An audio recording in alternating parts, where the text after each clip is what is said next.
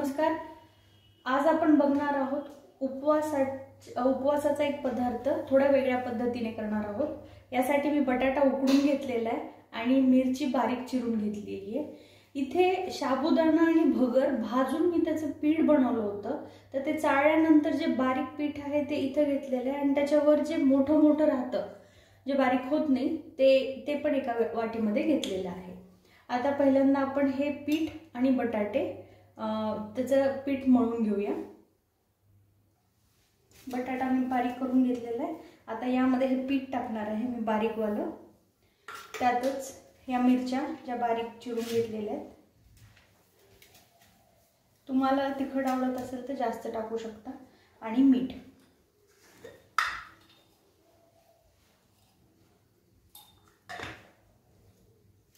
यात पाण्याची गरज नाही पडणार, बटाट्याचे जे मॉइश्चर आहे त्यात हे भिजवून जातं।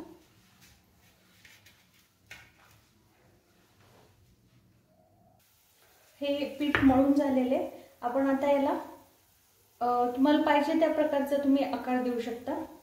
मी फिंगर चिप्स प्रमाणे याला आकार देते। असे आपण आता बनवून घेऊया।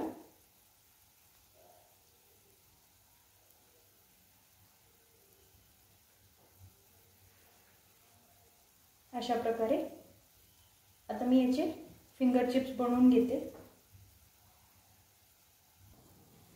हे जे शेप मध्ये आपण बनवून घेतलेले याला मी हे जे जाडसर पीठ होतं यामध्ये जस्ट त्याला ते चिटकवायचा प्रयत्न करणार आहे, त्याच्यात ते रोल करणार आहे आणि आपल्याला याला शॅलो फ्राय करायचे।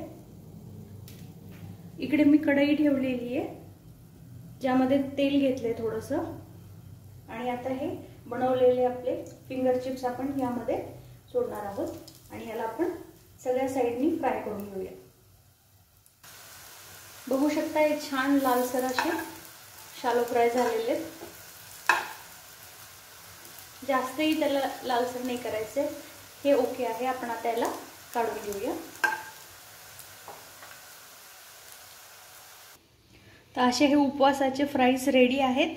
नक्की ट्राय करून बघा, टेस्टला पण छान लागतात। धन्यवाद।